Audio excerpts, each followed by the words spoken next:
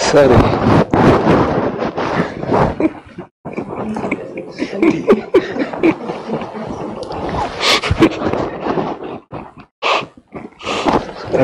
Sorry.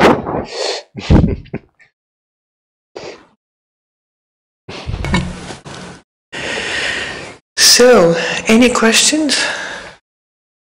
So,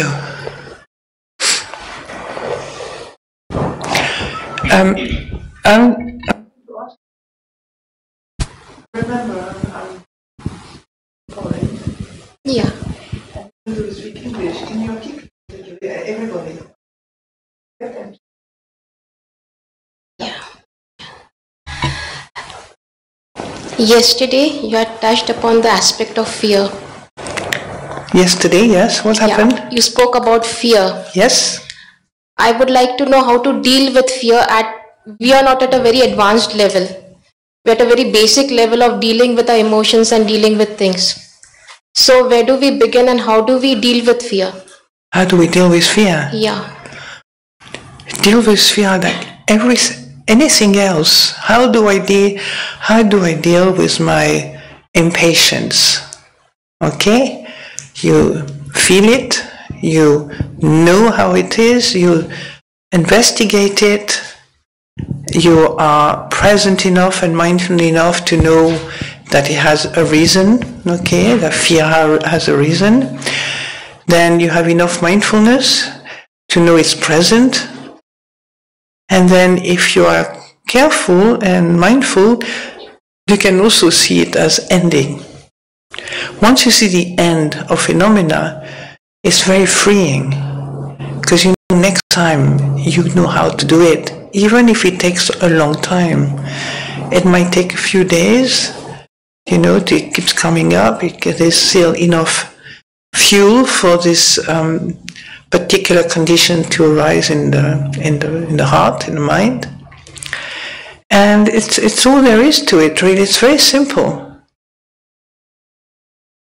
You know, you can also, you can help your mind. You can be a kind friend to your mind in terms of supporting its capacity to be patient, you know, to remind you to be patient with things which are not difficult, easy to bear.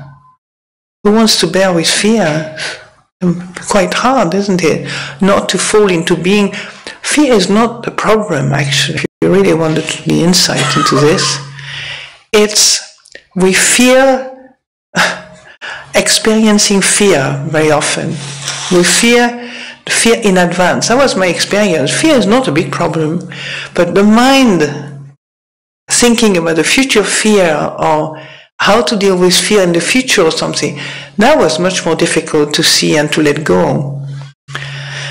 Once, you know, when Ajahn Sumedho, I don't know if I told you this, you know, during the last few days when I was working with fear myself, as you remember then, and I said, you know, I was really trying everything, every possible teaching on fear and so on, but that did not work until the penny dropped from seeing things from direct experience. Helped by my teacher Ajahn Sumedho, when he said, those who have this condition, you struggle with this, you keep recreating it. Now, I never projected on Ajahn Sumedho to be psychic or to read my mind or anything like that. But somehow he kind of seemed to tune in quite well into what I was experiencing for quite a while, trying to be at peace, trying to make peace with it, blah, blah, blah. The trying was in the way to understand the kind of effort into this. But sometimes we can't do anything else until something helps us to shift in a different way. To understand, all the things I had done before with fear led me to see more clearly what Ajahn Sumedho was pointing to. So I told you, win-win. Nothing is wasted. So now I can tell you, when fear arises, then you can help your mind to not run away from it, right? How does it feel? A sense of gentle awareness, you know, like don't push, don't force, because the heart is a very sensitive area, you know. So just to be gentle with that. It's like a good friend of your mind, you know, it's going through a struggle of, you're trying, so Dharma is trying to liberate the heart, you know, and it's like a dog has been caught into a chain, you know, for a long, long time. And he says, yeah, I'd like to. But it can't, still caught in its own way, you know. The sight, the sound, goes back. So you can just help your mind to gently stay steady and put with that, you understand? Reminding that, you can even say it, remind yourself this is anicca, this is impermanent. Because when you suffer, something in you doesn't see the anicca so clearly. You can talk to your mind. Ajahn Chah used to encourage his disciple to talk to their mind, you know. Steady, just relax. Whatever people want to say to themselves, you know, to help them to stay present and to keep the mindfulness really strong and not willful, just relaxing into seeing. You have to see the act, this inner act of seeing. It doesn't need you to see. You don't need to push it and force it, but it needs energy and focus. Yeah? But not like focus, so you squeeze your mind to a point where it's just completely stifled and want to explode, you know? Want to run away and, you know, can't see what's happening because it's ready to go the other way, escape.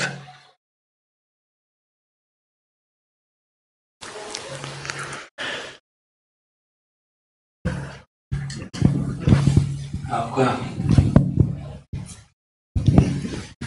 प्रश्न था कि भय को कैसे handle किया जाए, तो अजान ने उत्तर दिया कि भय हो बेसिकली हमको जो हमारी इम्पेशंस है उसको हैंडल करना होता है, ताकि हम भय को परिस्थिति पे आने पे उसको महसूस कर सकें, उसको जान सकें, उसकी इन्वेस्टिगेट कर सकें, और तो मतलब हमारे में इतनी सती हो कि हम उससे भागने की कोशिश न करें, जो भी अनुभव हो रहा है उसको ज्ञान से ठीक से अनुभव करें और तब तक वेट करें जब तक कि उसका निरोध नहीं हो जाता, अपने आप समाप्त नहीं हो जाती।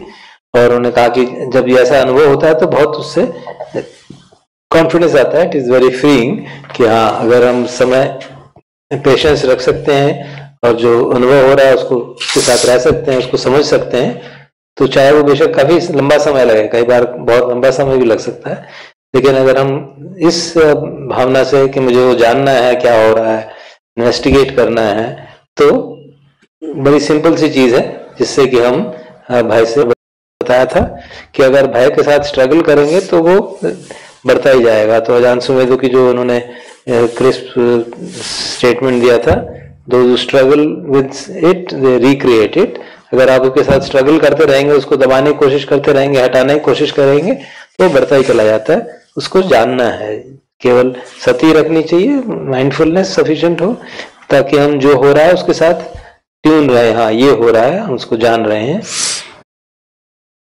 और ऐसा नहीं है कि जो हम पहले कोशिश करते रहे उसको हटाने की वो व्यर्थ गई, क्योंकि वो सब कोशिश की थी, उसी के बाद ही वो कह रही थी कि अजान सुमेधो की ये बात मुझे ठीक से समझ में आई कि जब भय आए तो we should not run away from it, उससे भागना नहीं चाहिए, जेंटल अवेयरनेस, एक उसको जानना चाहिए, उसको समझना चाहिए। और मुख्य बात है कि जो भी मन की स्थिति आ रही है, क्या हम उसको होल्ड कर सकते हैं जेंटली और मन को स्टडी रख सकते हैं। और आप बता रही थी कि अजान चाहिए भी कहते थे कि आप अपने मन से बात भी कर सकते हैं, कि उसको याद दिलाएं कि ये अनित्य है, ये बदल जाएगा, मन को कहें भाई रिलैक्स रहो, स्टडी रहो, तो ये भी उपयुक्त रहेगा ऐसी परिस्थिति में जब बहुत भय हावी होने की कोशिश कर रहा हो। तो मुख्यतः हमको उसके लिए वीर्य होना चाहिए, सती होनी चाहिए और मन का फोकस हो, कलेक्टेडनेस हो मन की, ताकि हम ये सब चीजें देख सकें और उसको स्वतः ही निरोध होने दें। Okay.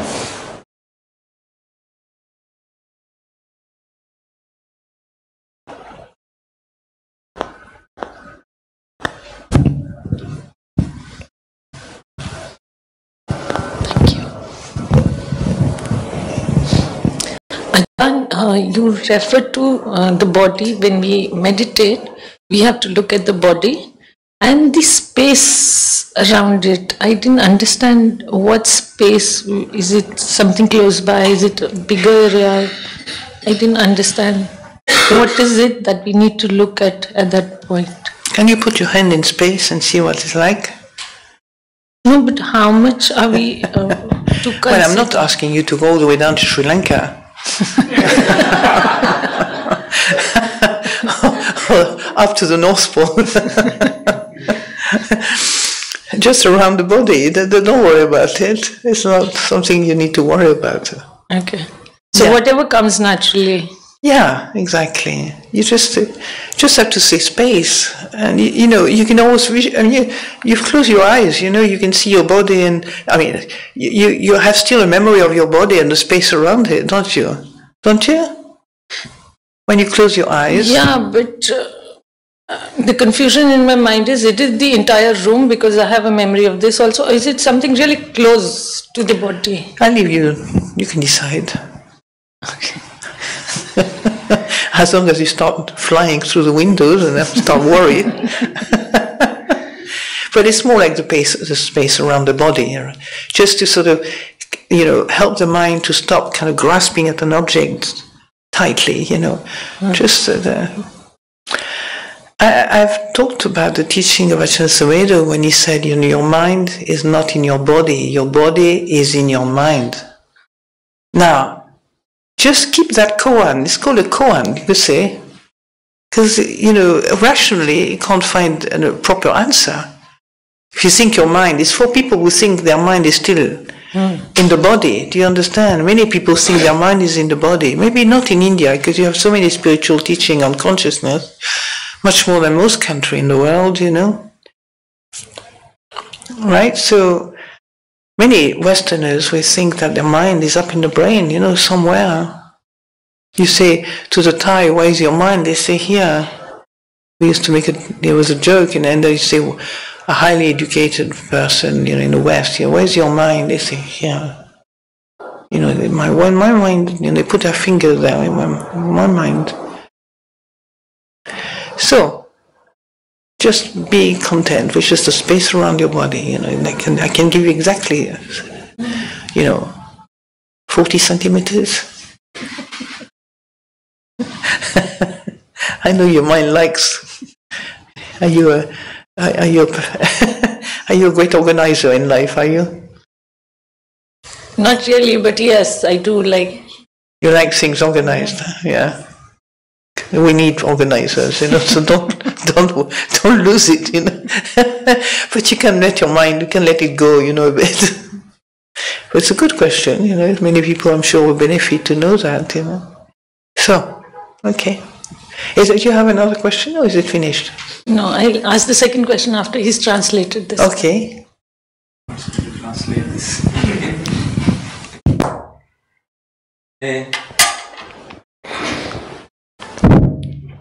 आपने प्रश्न पूछा कि अजान, आपने कल कहा था कि आप जब शरीर को देखें तो उसके आसपास के स्पेस को भी देखें, तो कितना स्पेस देखना है? तो अजान ने कहा कि आप अपना हाथ जो है स्पेस में हिला सकती हैं। तो बेसिक आइडिया ये है कि जो शरीर के आसपास का आकाश है, जो स्पेस है, उसको जानना है ताकि हम देखें कि शरीर हमारा स्पेस में है। तो मैंने जैसे कल भी बात कही थी कि अजान सुमेधो कहाँ कहते हैं कि our mind is not in the body but body is in the mind, मतलब मन जो है हमारे शरीर के अंदर नहीं है, जबकि शरीर जो है हमारे मन में, मन के अनुसार हमने अनुभव करते हैं। तो ये एक कोवन की तरह, जैसे जैन में कोवन्स होते हैं, उस तरह लेना चाहिए और उस बात से लेके इस पे रिफ्लेक्ट करेंगे तो ये हमको काफी अंडरस्टैंडिंग देती है मन के बारे में।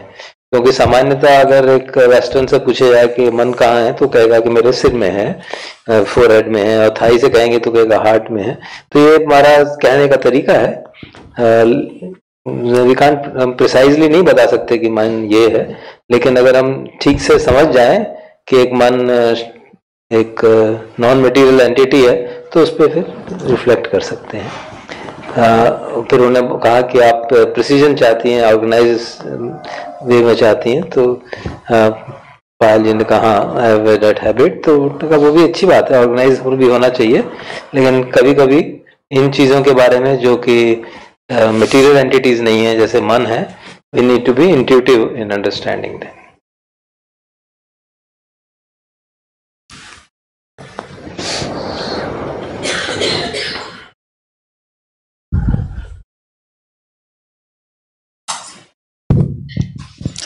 Yeah, the second question, Ajahn, is how does one become a bhikkhuni?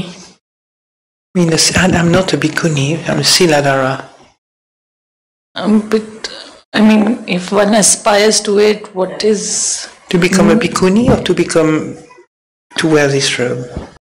And so there's a difference. Yeah, there are some technical, maybe you can explain that technical differentiation, that will be good. I can know the difference. Yeah, it's different, yes. Once we had a lot of discussion, why are women not allowed full ordination and what is this, and there's a discrimination. I said, please, you ask her rather than when Ajahn comes, then you can ask her. My compassion is dedicated to both sexes. Understanding, in other words, general. So, well, you know, the bhikkhunis was the nuns' order that the Buddha established during his lifetime. Yeah, and they lasted for over 1,000 years, and then the ordination disappeared. And there are conditions to go through this ceremony. It's more like a legal procedure. And from most of the Theravada monks' point of view, those conditions are not present anymore. So, in the Theravada tradition, officially, according to some of those monks, the bhikkhuni order can never be, re-established. Of course, the Mahayana bhikkhuni order came about through the traveling of one of the bhikkhuni from Sri Lanka to China. That's how the Mahayana bhikkhuni began. Mahabhikkhuni movement order began in China. And the Chinese, so without going into the Mahayana bhikkhuni, so right now, all the official Sangha do not recognize the procedure that's been left behind, of course, but it entails having a certain number of bhikkhunis present, and of course an order of monks who agree, because the ordination of bhikkhunis has two stages. Once you are kind of accepted in the order of nuns, and then you go and you're accepted also by the monks in the order, in the Sangha. They have to approve also that this is okay. So it's a double ordination. And then, so nowadays you have some senior monks who have agreed to disregard the traditional stance on this order ceremony, and to sort of help the women to go through this ordination and then become bhikkhunis, right? They are ordained as bhikkhunis.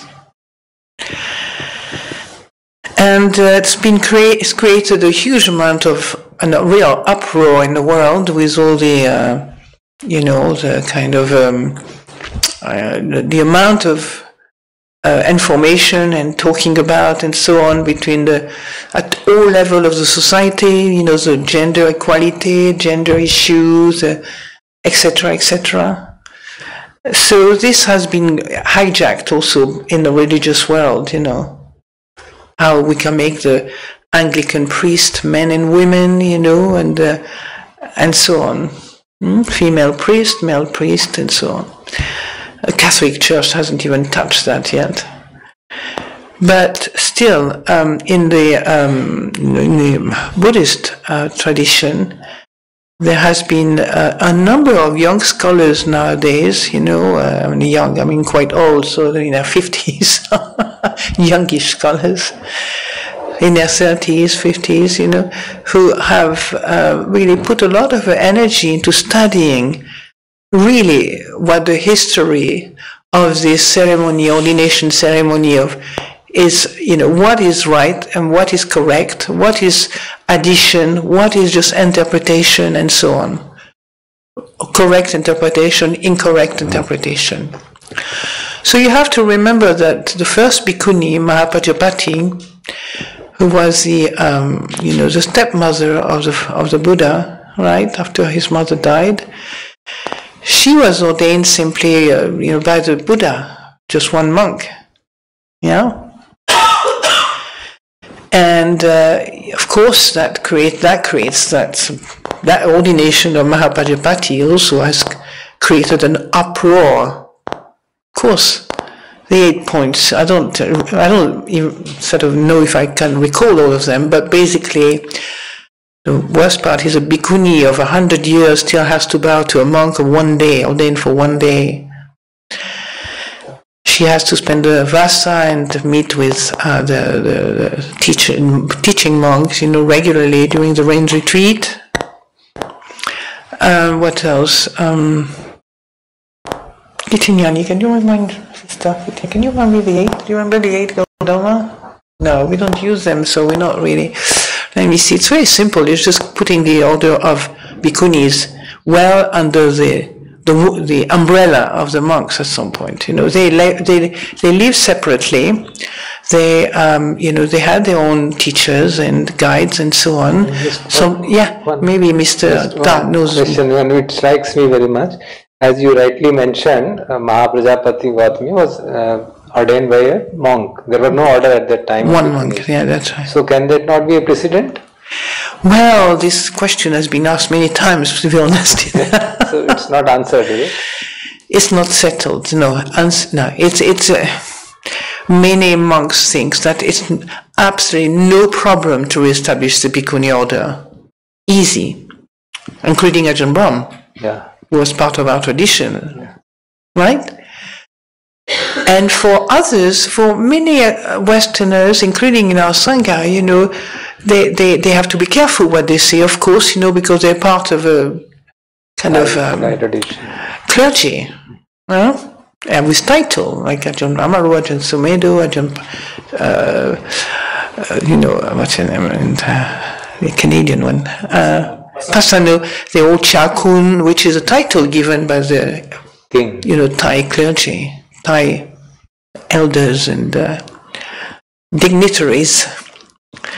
And so right now there hasn't been yet a clear sense to what to do to harmonize these two groups, But there's certainly a lot of interest, and it keeps going. It hasn't died at all. It's not official, although some people will think it's official enough, Many monks will say it's okay to do that.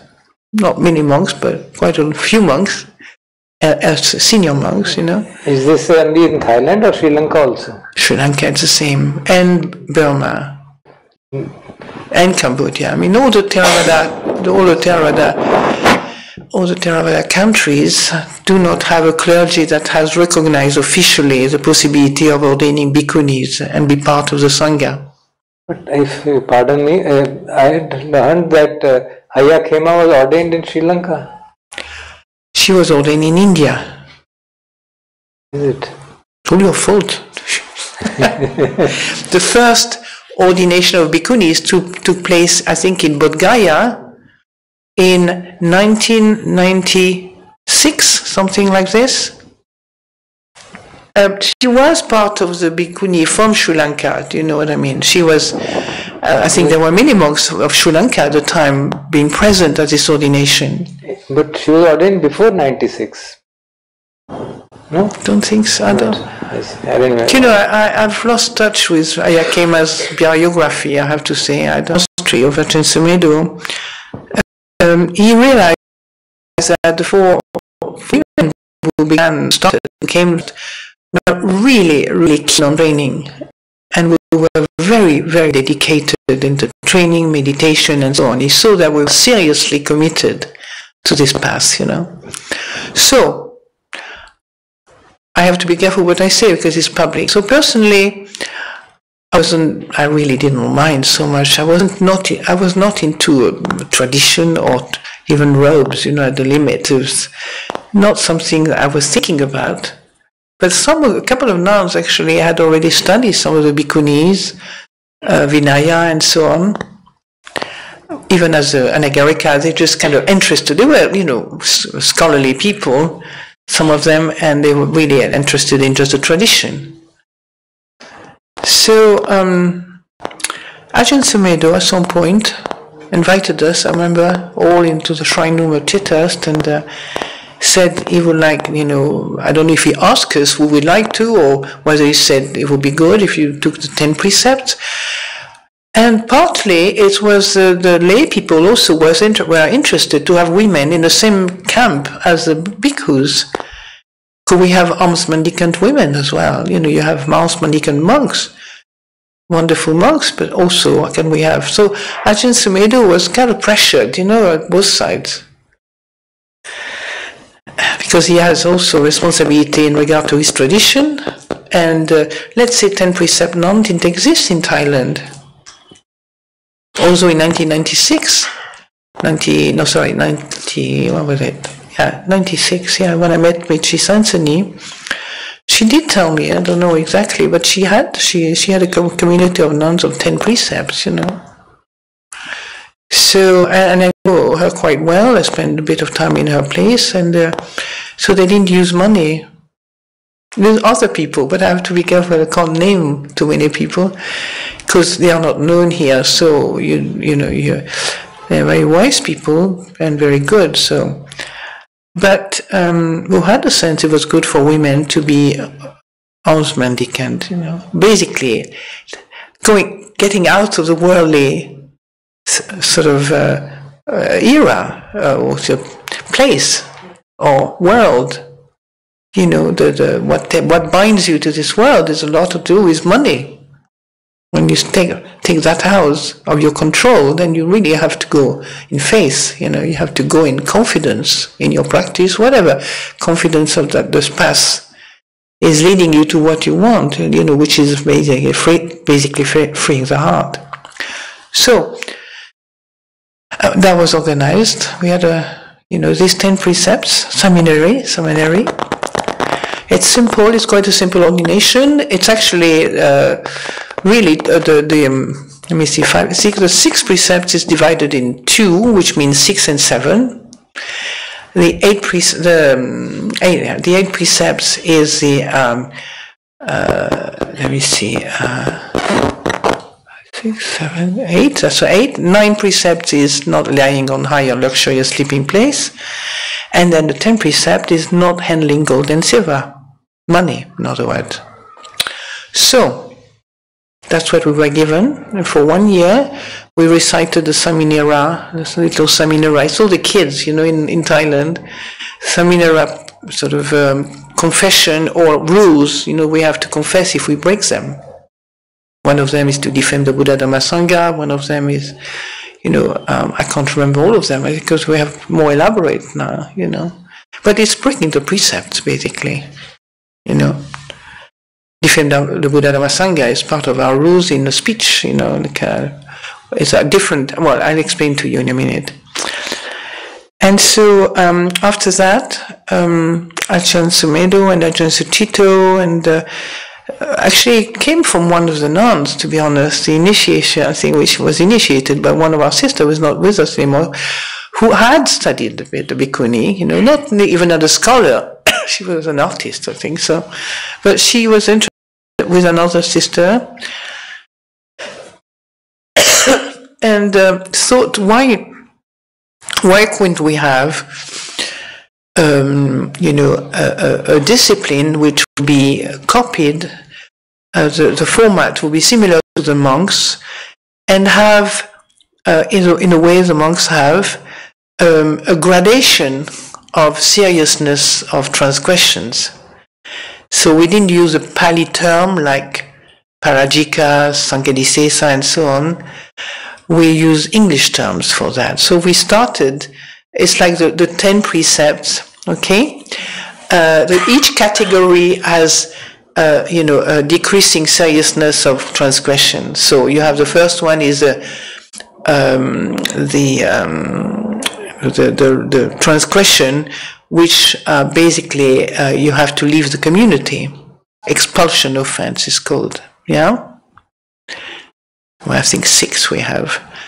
And then you have the probation offense, which corresponds to the sanghadisesa offense.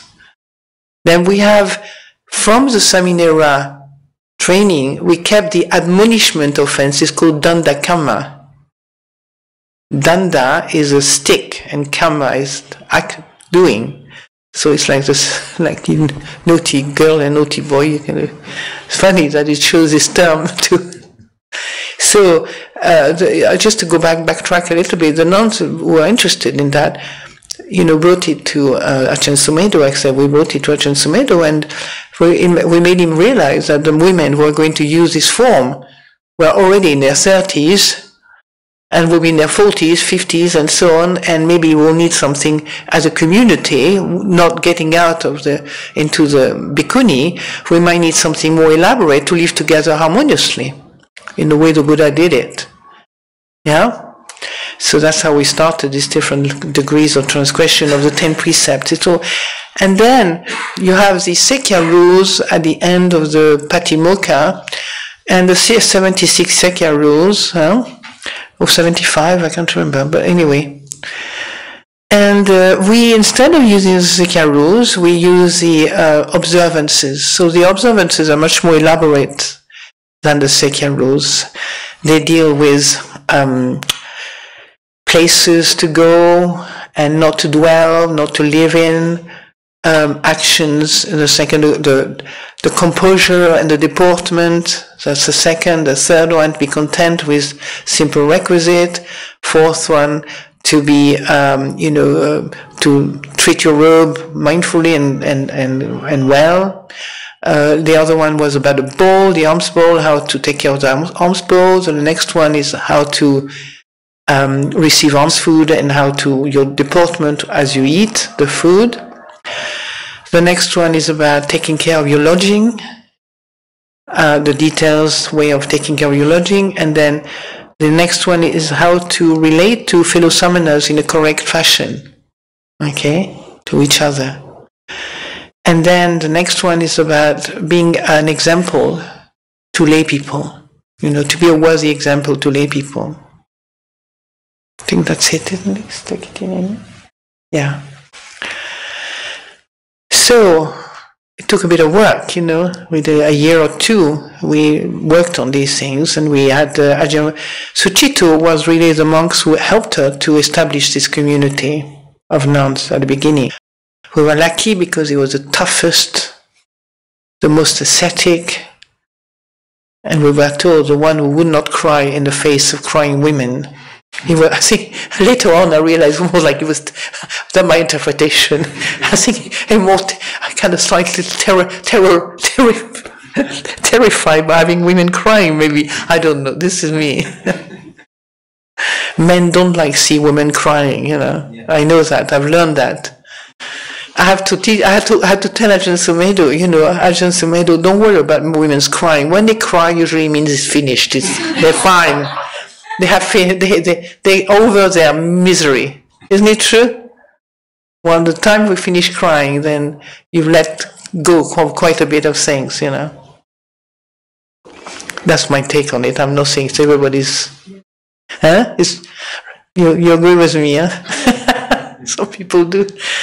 So, because I could see the feeling of intimidation, like women crying. I mean, what do we do for that?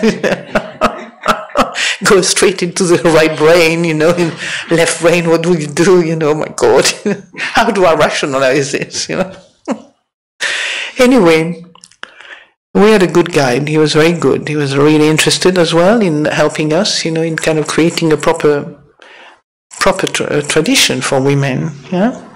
And the nuns got involved with that big time. In fact, was one of the nuns who we initiated. We thought, she's not with us anymore, but she's really the one who set the thing in motion. And maybe many people were thinking about the same thing. It's not like one nun brought it up, but maybe there was an interest. I know Ajahn Sumedho who have been very interested to support the women, on the path, always. But he had to deal with a very difficult situation, I have to say, and vice versa, not just one way, yeah. It's not easy for women to work with men, to work with, be led by monks, if some people are very easy to be with, others not, others have a knack to deal with people, others not ready for that, and sometimes they are in that position. As abbot, right now we're very lucky. We're a very good abbot. In the name of Ajahn Amaravati. And so this tradition began, and we find it very helpful. So we started, just like the bhikkhunis and the monks, we fortnightly we have the recitation of our rules, all our rules. The 4 categories of rules of training plus the observances, 9 categories of observances. I will show the book here. I will send it maybe to you, pass it on to one of you. We have the same as bhikkhuni rules or different? Well, it's better if I showed it to you. It's many of them are, but many of the bhikkhuni rules come from the bhikkhu. Remember, the first 227. It's quite a mega number. That was a mistake of naughty monks, You have to remember. People make me laugh, They really make me laugh when they say, oh, the monks have, 227 rules. Why the nuns have 340 rules, blah, blah, blah. It's 44, I can't remember the exact number. But you have to realize we had to take on board 227 rules of the naughty monks that came before the bhikkhuni. And don't worry, rules doesn't mean you are such a kind of elevated. It's the rules of stupid monks that really broke the Vinaya, the natural Vinaya, the Buddha. The Buddha never had a Vinaya for 20 years because all these monks are beyond falling back, are beyond breaking the sila. So, people don't think. Because they don't know, maybe this kind of, but I'm keen to let people know, that the bhikkhuni from 227 to 344, that's what? Just about 100 rules, Many of the transgressions which bhikkhus do, nuns may not be able to do, they may not be valid for them. Exactly. So, to see, for me, the sīladhārā is pretty good because it's really adapted to modern time. That's why they don't, well, it's much more difficult situation than people can imagine because the relationship with the Bhikkhu Sangha will change for the monks. It will be a very big difference, if you follow the rules to the letter. Now, of course, with all the, internet possibilities, they do that, their Vasa connection with the senior monk, or by, through Skype, through kind of, IT stuff, 500 miles away, we have to do this, do that. But to keep in line with the letter of the rules, So we've been, 10 years ago, we had many nuns who left for different reasons, but one of the main reasons was the fact some women were really interested in the bhikkhuni, and basically Thai Sangha was not ready for that, or not maybe interested, Some in Thailand people don't even know there are bhikkhunis, they don't even know they exist. All they have had for hundreds and hundreds of years was like white mechi. White mechi means white mother. So but the young monks who are more into the gender issue world, equality and so on, get more interested. And I can't predict the future, but I'm sure a solution will be found soon enough, one way or the other. In Thailand, you have two, a good largish bhikkhuni community. One is run by the ex-director or supervisor or head of the religious department of Thammasat University in Bangkok. And the other one from a nun who studied, I think, in America, and he had a good brain and good organizational skill to start communities. And she's a good teacher, I've heard as well. So people, when they recognize the nuns and the fear, there's lots of fear in the unknown. Understand? People are really scared. What's going to happen? Are these women going to take over? I don't know what goes on in the monks of people, in the head of people. Can you kindly explain? Pardon? The fear? Well, the unknown. Do you know the unknown? Well, I told you we've changed maybe the relationship between the monks and the nuns. There's no nuns in Thailand except those two bhikkhunis order I've heard. There's some isolated nuns live on 10-precept, but they handle money because they have nobody to support them. Or their family handle money. So it's still very much in a state of, no way forward or backward, but as long as they don't disturb the status quo, they are fine. And I've met people, of the aristocratic class and so on of Thailand, and some of them have said very nice things about these nuns, the nuns teacher and so on, really praise them, for their... But I have to say, personally, I'm not, we have been in this life for 40 years, with the anagārikā training for a few years, all took 40 years with monks, with looking at the rules, looking at the trouble is when it's always quite stiff for a while. Do you understand? It's like when you learn dancing for the first time, everything looks really strange. So that part is difficult. People can be very stuck of, do that, don't do that, kind of rigid mentally. But a nun, an ex-nun from our community, who's become a bhikkhuni in America now and spent the Vasa sometimes with us at Amaravati. She was in that one of the Chiang Mai area. There was a bhikkhuni community. And she said the teacher is a lovely person, and they're very strict in their Vinaya, and they're very, very responsible in their life and so on. So we'll see what the future brings. And I find the Vinaya of the sīladhārā very good. I don't like the idea of committing myself to vows that I cannot keep. No, don't quote me on that, it's okay. No, you can, but no, more impersonal way. But it's true, rationally, I would not want. When I talked to Ajahn Brahm quite 10 years ago about that, I met him in Bangkok, and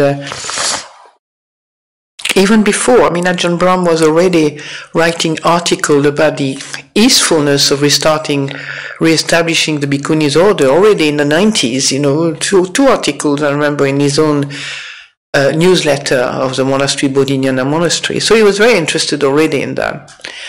It's sad that things took this turn because he's always been interested. And he probably thought he was being patient enough, I don't know, to do it the way he did it, which was not particularly acceptable, in the Thai Sangha, to do it the way he did it. But here we are, So when I asked him, 10 years ago, tell me, what is it that if I want, if one wants to be a bhikkhuni, I mean, how much has to change? What is it? Give me just a clear view of what we can keep and what we cannot, And he didn't go into details, but basically he said easy. You just have to, a couple of things, need to be. For him, it was obviously not very much. If you listen to somebody else, it's like, oh my God, it's like, it's like having to move to another planet, Yeah? Can I add something? I'm asking this question because this was asked to me when Ajahn Sumedho had come, and there was one very senior meditator who was very upset that people didn't support Bhikkhuni order by Ajahn Brahm, and they said when there could be Bhikkhuni order established by Buddha, what is the logic? I said, I don't know the logic. Ask somebody else. Is that why don't Dhammārāma not Dhammārāma. No, whether it's the Thai tradition or why don't they? Why don't Amaravati people have Bhikkhuni order? Why there's a gender discrimination? I mean, she used all words, very tough words. I said, I don't have any answers. I can't answer. Good, just send them to me. I'm just saying. It's a lot of people are very upset about it. We've been very criticized. So at some point, the whole stance of the Thai stance regarding the bhikkhuni, people were very upset in the West, extremely upset, in fact, that Ajahn Sumedho hadn't kind of bowed down to establish a bhikkhuni order, But things have calmed down since then, and the bhikkhuni order, the Theravada has for many people living, quite a lot of people living, quite senior nuns as well. Then we're growing, and it might be questioned again. We don't know. Once people have been training for a long time and so on, the similar question might rise in people's mind again. Why not? The main reason for wanting to have a bhikkhuni order for many women, and the nuns also, some of the nuns of our community who went away and became bhikkhunis in America and so on, some of them, because the ordination is easily accessible, they wanted to be part of a group that's more universal. I mean, sīladhārā, nobody knows us. I quite like that idea personally. I mean, they say don't follow me because the idea of being quite unusual. But it's not that I wouldn't become a bhikkhuni if it became available, but I'm not really campaigning for it personally. Some people in my community are more keen on this, but right now we just have to wait. They're keen, but they also know the Dhamma, and they want to go with the flow of the Dhamma. Just like for me, I received the 10-precept ordination. I never asked for it. I thought I'd be in white. Either I leave the community or I'll be in white for the rest of my life, or, if I have to be in a monastery and the condition was to be in white, so be it, when you find a good teacher. But you never think that Ajahn Sumedho at that age is going to be mortal or grow old or anything like that. You think, I'll be in white for the rest of my life, You don't think that one day he'll be sick, he'll be in Thailand. So anyway, here we are. And it's very difficult, I'm sure, for the people out in the lay life. You can say, tradition are not easy to shake. I mean, look at the caste system in India. Yeah. Can you shake it up? Can you change anything? It's a bit like this, for the Thai tradition has a take on the way the nuns are and the monks and so on. Even in Thailand there is a forest monk, there's a city monk, there's a monk from the north, monks from the south of Thailand. It's all different. They're part of a different social, cultural background. Like the monks from South Thailand and Northeast Thailand, it's like Ajahn Jamnian, who is a very wonderful teacher. He's neither a forest monk, not a forest monk. He was like at 4 years old, he was already practicing jhanas, with his father. Met her from the age of 6 or 7, I think, and ended up in a monastery, Yeah, it's a whole story. You will find this biography and the history in a book called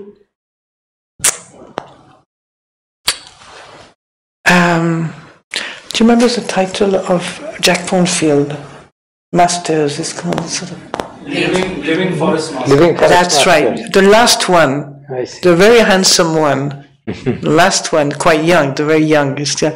He went to. He said us. He told us. He told us a story about how he wanted to be a student of Luang Por Chah. So he was already a teacher. He had a whole retinue around him. So he took 2 buses, all the way from Krabi, Phuket, all the way up to the northeast. And he arrived. He's not very tall, but not small. He looked very young. I mean, even at his age, he looks much younger. He arrives, and of course the monks will Watpan and chat, asking him, so who is your teacher? And he said, I am the teacher. It's me. Because he probably looked like a boy at the time. And then Ajahn Chah, he goes to see Ajahn Chah. That's how he told us so. And eventually, Ajahn Chah asked him to sit next to him and to give a talk to the monks, But the robe were yellow or bright orange. The Vinaya is different, a bit looser. I mean, sort of not quite. The forest monks have a very, very strict Vinaya. They're really to the letter. Where Ajahn Dominion could speak and talk with the lay people, while eating and doing that kind of thing. So I remember I was in my rebellious mode. I was kind of refreshing, it's like, oh God, not that I wanted to lose my Vinaya, no, but it's just nice to see that it could do it differently, differently. Although I do favor this tradition personally, I like the strictness of it. So, many monks in Thailand, I don't know, are they aware that there has been a bhikkhuni order, if they haven't had an education that teach them that, yes, there is a history of Buddhist nun in the world that started during the time of the Buddha. Yes, quite a few of them, I was told, did not know there was an ancient order of nuns. No. No, people are not fully aware of it. You'll be surprised. Prapayuto probably knows because he, you know him, don't you? Prapayuto. He's like a scholar of Thailand, scholarly monk. And so... there is a huge book, Therigatha, available. So Therigatha, exactly. Not huge, but... Thailand are not aware of that. You were not aware of the Therigatha? What I mean, Thai people are not aware of Therigatha?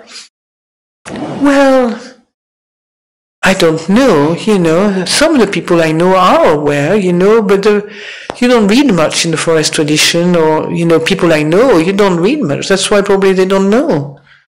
You go to America, everybody's, all the Buddhists I've read with the gender issue thing, they all have their Therigatha right next to them, to show there has been none, So it is a bit of a sad story, it's a mixture of tradition, mixture of lack of knowledge, and maybe also this traditional part is very heavy, because how do we deal with bhikkhuni when you never knew, some of them don't know they existed. Who are they? What do they do?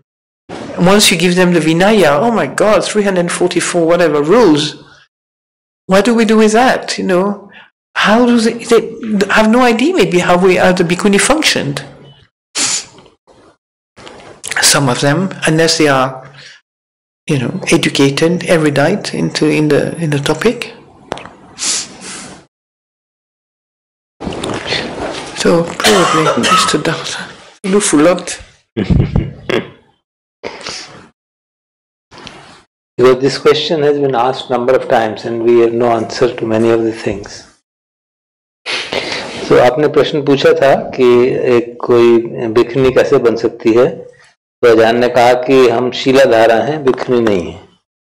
तो भिक्षुनी का order आपने बताया भगवान बुद्ध ने establish किया था, जो करीब 1000 वर्ष तक रहा, उसके बाद डिसअपियर हो गया, कि उसके कुछ ऑर्डर बनाने के कुछ कंडीशन है, it's like a legal procedure. और ये प्रश्न की थेरावादा में ऑर्डर में क्या भिक्षुनी होनी चाहिए, इसका विभिन्न उत्तर है। कुछ लोग ये कहते हैं कि तो हो ही नहीं सकता, क्योंकि उनको लगता है कि भिखनी ऑर्डर के लिए कोई भिखनी होनी चाहिए थी और भिखनी तो है नहीं, तो इसलिए नहीं हो सकता, which personally I find illogical. आपने बताया अजान ने कि महायाना ऑर्डर में भिखनी है, लेकिन थेरावादा ट्रेडिशन में भिखनीज नहीं है, कि जो ऑर्डिनेशन का प्रोसीजर है 2 स्टेज में, कि they should be first non accept करनी चाहिए, फिर मॉन्क्स एक्सेप्ट करनी चाहिए, ये तरीका है उनका। और कुछ सीनियर मॉन्क्स ने कहा कि वो ट्रेडिशन को डिसरिगार्ड करके किया है, लेकिन उससे परेशानी हुई है। थेरावादा संसार जगत में काफी अप्रोर, हालांकि कई भिखनियों जो बनना चाहती हैं भिखनी, उनको भी काफी बुरा लगता है कि जेंडर इक्वालिटी नहीं है। हालांकि उन्होंने ये भी बताया कि रोमन कैथोलिक चर्च में भी अभी तक ऐसा नहीं हो पाया है, लेकिन संभव, हालांकि भगवान ने अपने समय पे खुद भिक्षु होते हुए महाप्रजापति को भिक्षुणी बनाया था, लेकिन आप कह रही हैं कि उसके ऊपर भी काफी अप्रोर है कि भगवान ने ऐसा कर दिया। तो अगर उस पर अप्रोर है तो फिर आप सोच सकते हैं कितना मुश्किल है। मैंने बताया कि एक भिक्षुणी जो वहाँ थी सīladhārā, उन्होंने काफी स्टडी किया था स्कॉलरली कि क्या तरीका है, क्या होना चाहिए, लेकिन वो इम्प्लीमेंट नहीं हो पाया, क्योंकि थाई ट्रेडिशन में ये बात एक्सेप्टेबल नहीं है कि जो एल्डर्स हैं कि भिखनी ऑर्डर हो सकता है, उनको लगता है कि अब भिखनी ऑर्डर नहीं हो सकता। तो मैंने जब अय्या खेमा की बात की तो आपने बताया कि वो भारतवर्ष में हुई, मेरे लिए भी एक समाचार था, मुझे नहीं मालूम था कि उनका 1996 में बोध गया में उन्होंने कईयों ने भिखनियों को ऑर्डेन किया था, पता नहीं किसने किया था नहीं मालूम, बट यहाँ बोध गया में हुआ था। ये उनकी बायोग्राफी जो मैंने पढ़ी थी उसमें ये नहीं मेंशन था। तो आपने बताया कि सīladhārā की जो हिस्ट्री थी वो चर्च में जो पहले महिलाएं वहाँ आई थी, उनके बाद उनको आपने बताया कि आपके पर्सनली कोई ऐसा इंटरेस्ट नहीं था कि मैं भिखनी बन के ऑर्डेन ही होना है, लेकिन कुछ जो इनकी और नन्स थी उन्होंने काफी इसको स्टडी किया था और उनका मन था कि हमको ऐसा होना चाहिए, अब ट्रेडिशन एस्टेब्लिश होना चाहिए। तो अजान सुमेधो से उन्होंने प्रार्थना की थी, और जो इंग्लैंड के लोग हैं ले पीपल, उन्होंने भी कहा था। तो काफी सोच विचार के बाद उन्होंने देखा कि हाँ थाईलैंड में एक जो वाइट रोब्ड नन्स का 10-precept वाला है, लेकिन उसमें हालांकि वो मनी वगैरह एक्सेप्ट करते हैं क्योंकि उसको सपोर्ट नहीं किया जाता। तो उस उदाहरण को देखते हुए अजान सुमेधो ने ये ऑर्डर सेटअप किया, सīladhārā का ऑर्डर, और अजान सुचित्तो को सबसे पहले उसके संभालने का काम दिया गया था।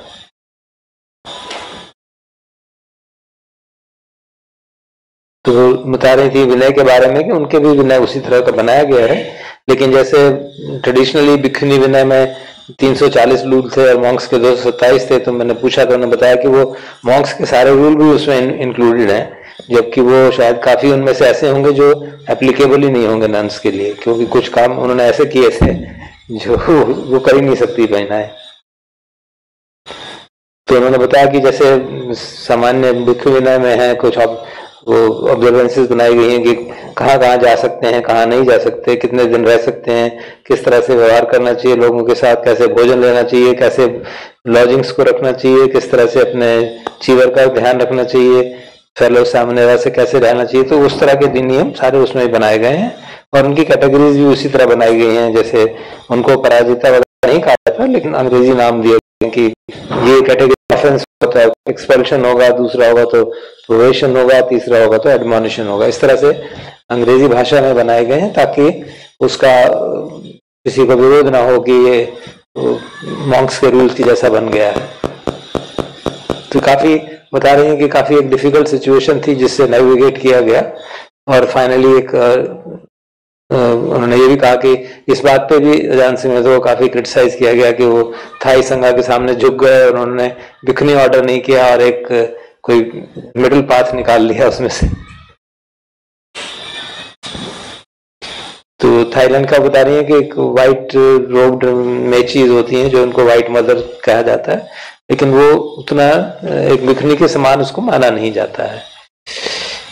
और यूएस में वो बता रही हैं कि उन्होंने टेक्नोलॉजी का इस्तेमाल करके स्काइप के माध्यम से भिक्षुओं के से एडवाइस लेके वो वासा वगैरह भी करती हैं। और आपने ये भी बताया कि अभी 2 भिक्षुनी कम्युनिटीज हैं थाईलैंड में, लेकिन वो रिकॉग्नाइज नहीं है।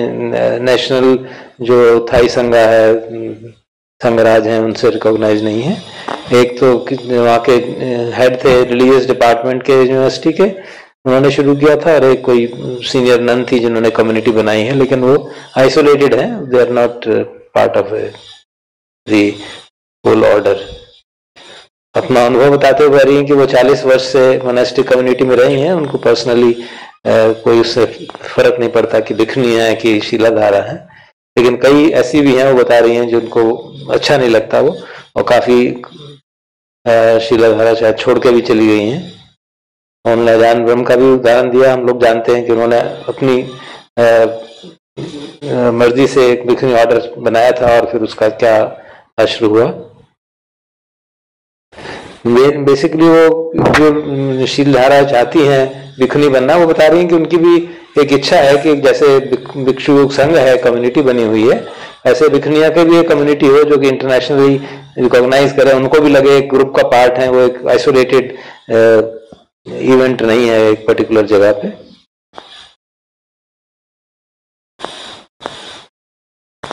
तो बता रही हैं कि जो फॉरेस्ट ट्रेडिशन के मॉन्क्स हैं उनके बिना और डिफिकल्ट हैं, तो इस कारण से शायद और भी इसको एक्सेप्ट है। ऐसा I am just summarising by saying that there is no full fledged bhikkhuni order in Theravada. Am I right? There is no formally recognized bhikkhuni order in Theravada tradition. Yeah. Yes. तो ये वस्तुस्थिति है। There has been for thousands of years, and the conditions are, according to some monks, are missing. But actually, according to many monks, there is no obstacles to start the, so depending which side you are. So officially, none of the Theravada countries have recognized the possibility of ordaining bhikkhunis yet. Yeah. Well, it's. Please ask. She wants to know process for sīladhāras. Yes, what to do to become a sīladhārā? Yeah. Well, you have to write to the community of nuns. Then you may be invited. You can be invited to come and visit Amaravati. And if you were in England, for example, where we'll invite people to come and visit the place several times to get familiar with the life we live, and to see whether this is really a lifestyle that you want to follow. So after that, if you came from abroad, then you will come maybe for a month. And if we told the community that you are here to try to be an anagārikā, you may be able to, and things that were fine from your side and fine from our side, then you may be invited to stay a bit longer, and then normally after that there is a process of 3 months for those who finally have decided to come to be an anagārikā, have been accepted to be on the list of anagārikā. And then for 3 months, you just live in community and try it out. It's a question of really getting accustomed to what you want to do in terms of lifestyle, living with people, the schedule, as I say, the approach of the community to the Dhamma and so on, the style of teaching, many things. And then after that, after you finish your process, 3 months, and if the anagārikā, if you are happy and we are happy with you, it's a mutual thing. What we do is that you become an anagārikā, like Nicole is an anagārikā, and it's a short ceremony. Take the 8-precept formally. It's very nice. So all the bhikkhus are there, all the nuns are there, and then you take this 8-precept with the blessing of the 2 community. And then you are part of the group. So normally it's a commitment for 1 year only, because there's not a kind of contract for several years, you know. Anagārikā is just 1 year at a time, and each time you have to request it. And at the end of 1 year, there's a review with you and some of the senior nuns who are coming on behalf of the community. So we have discussed the person, right? And then with you, we discuss how you feel, how you're interested, how you want, if you want to continue, and so on. And you have to let us know. There's no invitation at that level. It's a request from you. So, and then that goes on for a second year, and after a second year, you can ask to be a sīladhārā. So that will be simply, again, a review. You will be, you know, if the community is happy with you and the 2 years and so on, both are fine, then you can start, you know, you could become a sīladhārā. So at that point we will choose maybe a date when you can ordain, and Ajahn Amaravati can be your preceptor, but there is a double ordination as well with a nun. You take on the sīladhārā training with them, acceptance into the sīladhārā training, and then you bring it to the monks, and the monks also accept you, and then after that it will be 5 years of training, like in the Theravada tradition. It's quite different from many other groups where you can ordain, leave, come and back, come and go very quickly. 2 weeks on 2 weeks bhikkhus, and 2 weeks you can go. You know, forest tradition is really serious in the training. You know, it's like, if you want to come, it's like, if you want to learn piano, you have to really dedicate yourself and some time to learn about that, you know. Or if you come to a school, it's like you know, if you come to a school and you have to finish your degree, then you have to do 3-4 years, you know. So it's not just kind of make merit for granny and... It's 7 years altogether. It takes 7 years altogether, with no access to the personal IT digital. That could cut down a lot of numbers, you know. Yeah. Some people can live before you, not in a prison, you know, behind bars, but you will be, you know, invited, you know, to, if you take on the training, to stay on till the end of the training, which is a 5 years period. So at first you're a navaka, and then you're a majjhima, like Sister Kitinyani is a majjhima, and then after 10 years you're Teri or Tera. And after 20 years you're Mahateri, Mahatera. I remember Ajahn Sumedho sent me a card to America to celebrate my Mahateri 20 years with myself and Ajahn Sundara, who was very kind.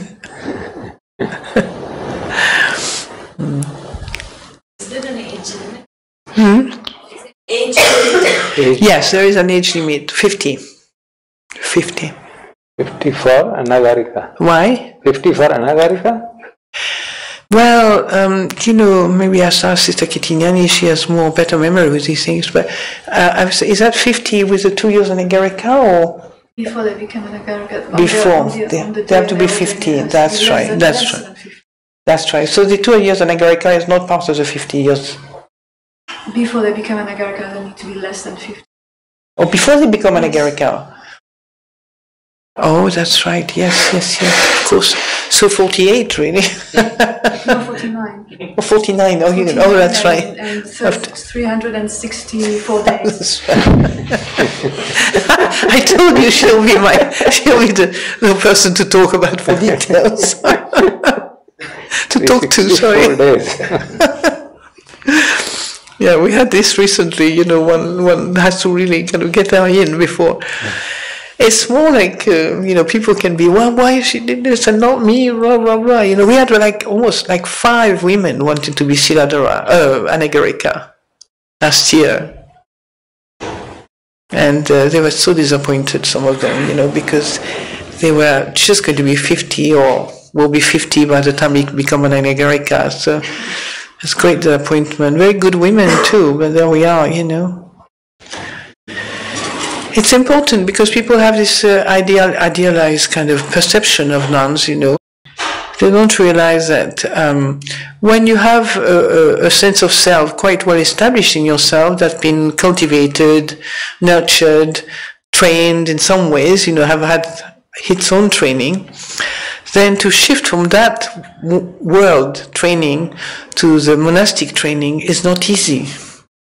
Although some women can do it, it's not like it's impossible, but it's not easy. We have a Cambodian, she was 59, she was very good. She's a senior nun now, and there's no, but it was not, it wasn't easy for her, but she had already a background of practice, so that was okay. The most important thing is, do you have enough energy to hold the difficulties of life, or monastic community? Do you have enough resources energetically to be patient without cracking up every other day, without, blowing up at the walls?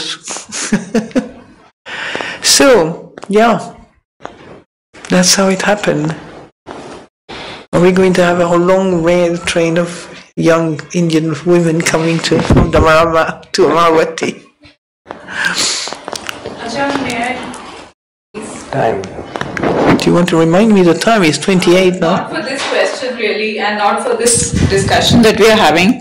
So there's a long train of Indians that possibly might reach Amaravati, but it's really a long road to London, So in your kind presence, I would like to request Dr. Dhar that please consider, as and when we have a monastery in India, to somehow, enable a system where we have, where we can have sīladhārās in India itself, so that the road is shorter for us.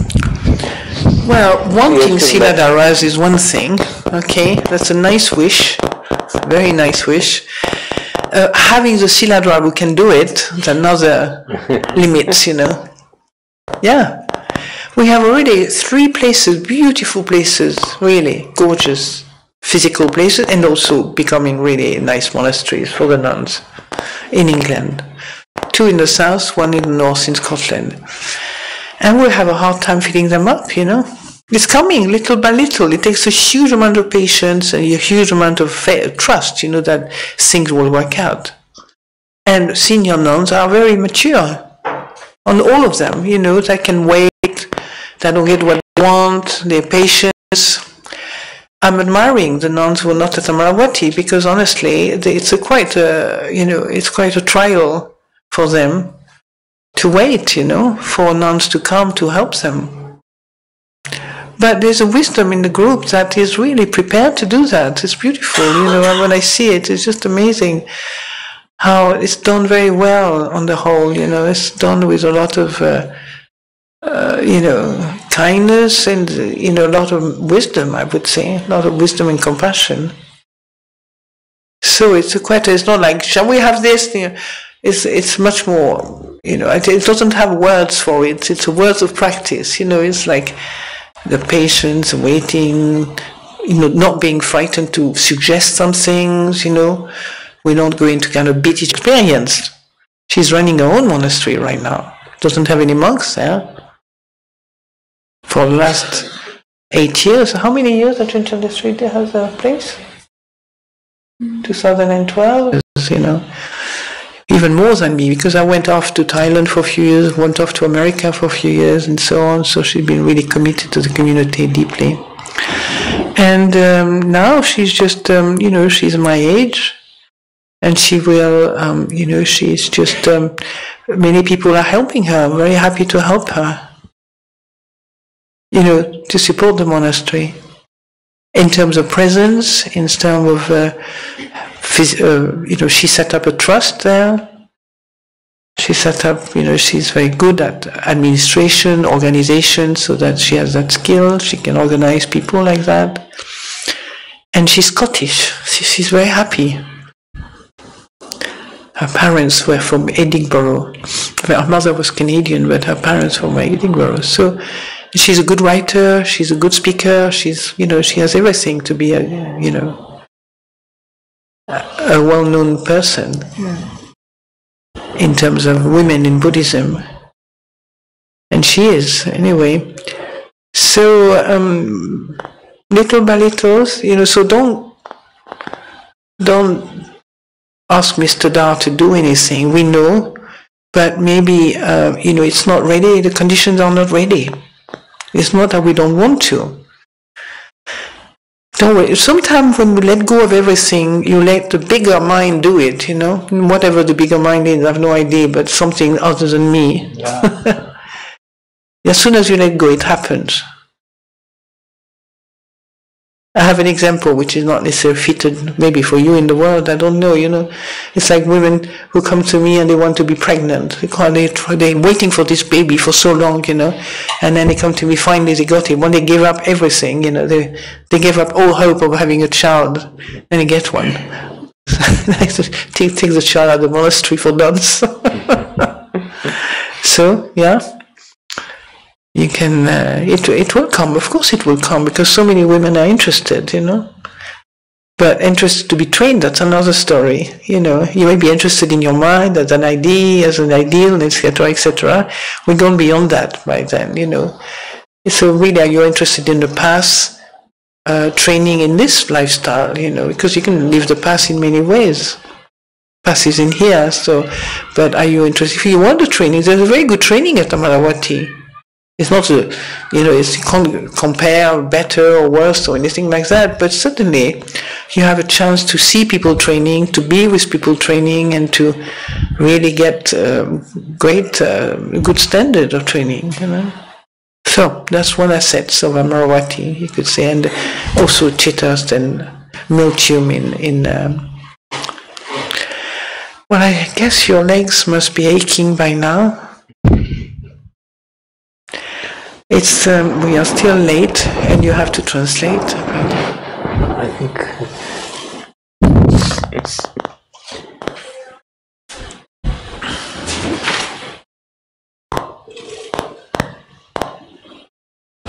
आपने पायल जी ने दोबारा पूछा था कि शीलाधारा बनने के लिए क्या करना होगा। कम्युनिटी जो है शीलाधारा कम्युनिटी को अप्रोच करें कि हाँ मुझे भी ठीक लग रहा है, अगर उनको ठीक लग रहा होगा तो अनागारिका बनाने के 8 प्रीसेप्ट वो दे सकते हैं। और दोनों भिक्षु संघ और जो शीलाधारा संघ है उनकी परमिशन और ब्लेसिंग से आप शीलाधारा रह सकते हैं। उसके लिए 1 साल का कमिटमेंट करना होता है। एक टाइम पे 1 ही साल, वो कोई चीज परमानेंट नहीं रहती। अगर एक ना अच्छा लगे तो आप जा सकते हैं, वहाँ कोई जेल नहीं है कि आपने रह गया तो रहना ही है। और 1 साल के बाद फिर रिव्यू किया जाता है। आप भी जो हैं आप भी रिव्यू करते हैं और कम्युनिटी भी रिव्यू करती है, और अगर लगता है ठीक कि आप आगे कंटिन्यू करना चाहते हैं तो 1 साल और शीलधारा रह सकते हैं, ये अनागारिका रह सकते हैं। उसके बाद फिर शीलधारा का ऑर्डिनेशन हो सकता है अगर आप रिक्वेस्ट करेंगे। ऐसा नहीं है कि वहां से इनविटेशन आता है कि अब आप शीलधारा बनिए। जो गई है बहन उसको खुद डिसाइड करना है, और फिर वो अप्रोप्रिएट टाइम से जो अजान अमरो भिक्षु हैं जो वहाँ के एबट हैं वो और शीलधारा के जो ऑर्गेनाइजेशन है वहाँ के मिलके शीलधारा का ऑर्डिनेशन किया जाता है। वो 5 साल की ट्रेनिंग मानी जाती है पीरियड, जिसमें कि देखते हैं कि सारे नियमों का पालन और किस तरह का लाइफस्टाइल है उसके हिसाब से अपने आप को ढालने का प्रयास करते हैं। हाँ, बस उन्होंने एक बात कही कि इस दौरान एक बात अवश्य है कि कोई भी IT गैजेट्स जो हैं वो सब इस्तेमाल नहीं होते, ताकि लोग स्पष्ट रहे कि ये एक बेसिक, ये भी एक इम्पॉर्टेंट कंडीशन है। बाकी तो आपको कंडीशन जैसे बताई थी उन्होंने कि पैसा नहीं रखना, we have to be, I mean the Sīladhārā, sorry, Ajahn, I'll have to ask you, Sīladhārās also don't keep any money? Same, okay. तो सिर्फ IT गैजेट्स नहीं, पैसे भी नहीं रखने। कुछ लोग उसको एक्सेप्ट कर पाते हैं, कुछ नहीं पाते, बीच में चले जाते हैं। वो सब एक प्रशिक्षा का पार्ट है। उसमें कोई बंधन नहीं है कि आपने एक बार कह दिया तो आपको इतने समय रहना ही पड़ेगा। और फिर 10 साल के बाद आपको थेरी कहा जाता है और 20 साल के बाद माँ थेरी कहा जाता है। फिर उन्होंने पूछा था एज लिमिट, तो उन्होंने कहा कि अब 50 साल से कम होना चाहिए, मतलब 49 साल 364 दिन तक चलेगा, उससे ज्यादा नहीं चलेगा। कि जब अनागारिका बनना है तो उस आयु से पहले अनागारिका बनना होगा। आचार्य ने फिर ये भी बताया अजान ने कि ये काफी भारी शिफ्ट होता है क्योंकि जैसे आयु बढ़ती जाती है, हमारा सेल्फ व्यू जो हमारा आत्म भाव, आत्म केंद्रित भाव बढ़ता जाता है, तो फिर उसको नो सेल्फ व्यू में जाने में काफी कष्ट होता है। इसलिए आयु की एक सीमा रखी गई है।